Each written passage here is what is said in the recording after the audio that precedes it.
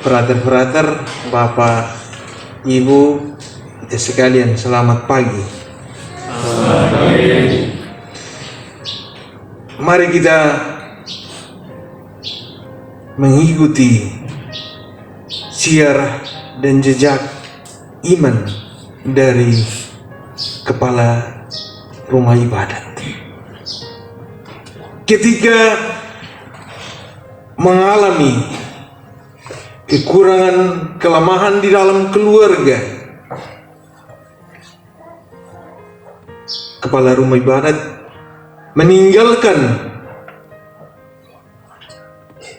Allahnya, meninggalkan rumah ibadatnya, meninggalkan tempat hidup yang lama di mana ia mengais hidup dan memimpin ibadat di rumah ibadatnya, dan dia pergi sebagai orang beriman untuk menghadap Allahnya yang baru, bait Allahnya yang baru, serta Tuhan yang baru. Maka ketika dia berjumpa dan bertemu dengan Yesus, dia pergi sebagai orang beriman secara baru. Maka ketika dia berjumpa dan bertemu dengan Yesus, ia tersungkur. Ia merasa tidak ada apa-apanya. Ia merasa tidak ada yang lebih utama dari yang dia punya. Di hadapan Yesus, ia tidak ada apa-apanya yang ia banggakan, yang ia agungkan. Ia tersungkur dan mohon. Dia mengungkapkan situasi hidup yang dia alami. Anak perempuannya sakit berat.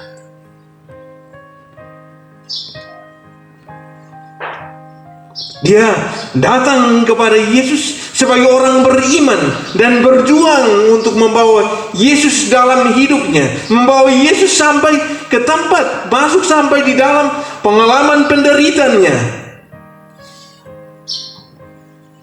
Dia membawa Yesus. Dia mengajak dalam keyakinan iman, dia percaya bahwa pasti Yesus akan mengikuti apa yang dia mohonkan. Dia membawa Yesus. Yesus menjawab dengan sederhana, jangan takut, percayalah. Jangan takut, percayalah. Jangan takut tentang ini, tentang itu. Kecemasan sehari cukup untuk sehari. Kegembiraan sehari untuk sehari. Karena hari ini punya kesukaan sendiri, juga punya kedukaan sendiri. Hari esok punya kedukaan, juga sukacitanya sendiri. Untuk itu, mari kita tetapkan hati untuk menghadap Dia dan percaya sebagai orang beriman. Berani meninggalkan Allah kita yang lama untuk hidup yang baru. Kita hanya bisa mengalami perubahan hidup yang baru dengan membawa Allah dalam pengalaman hidup yang baru pula.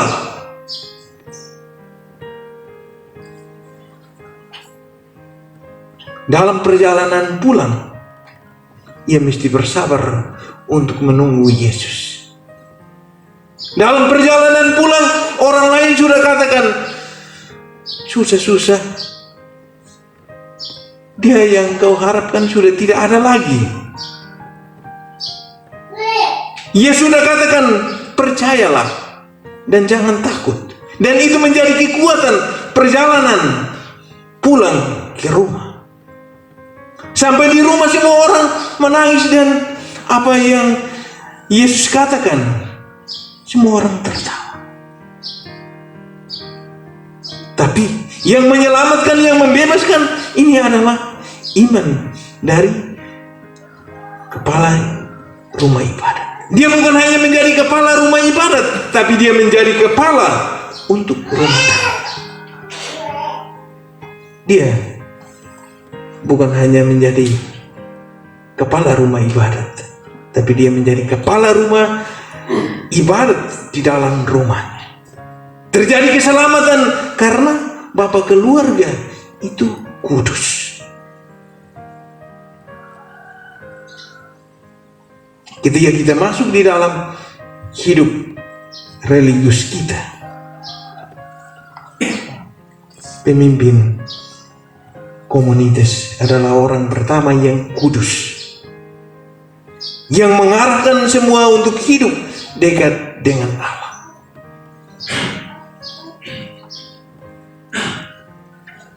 Maka kitab Kejadian mengisahkan, kitab Kebijaksanaan mengungkapkan kekudusan itu baka.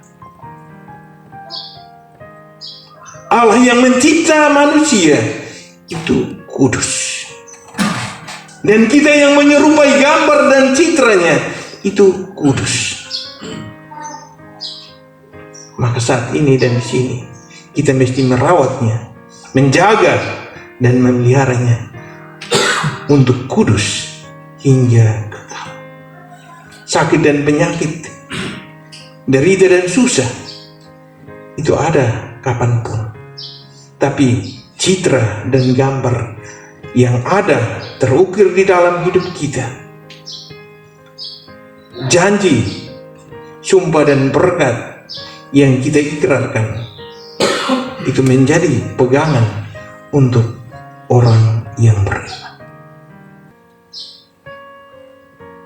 Berilah dia makan.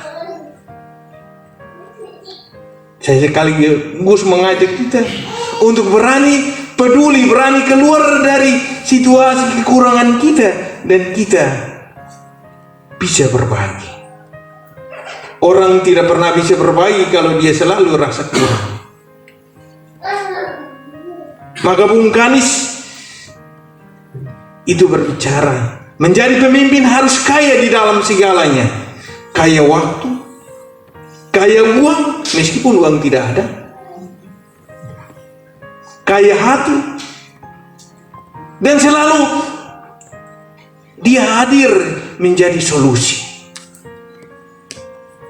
Yesus hadir di dalam keluarga rumah ibadat. Dia merubah duka cita menjadi sukacita. Dia merubah tangis air mata menjadi gembira dan harapan. Kita misionaris, kita sebagai baik misionaris awam maupun misionaris religius harus hadir membawa gembira, sehingga yang di sana ada duka cita menjadi sukacita. Yang bergembira mengarahkan hidup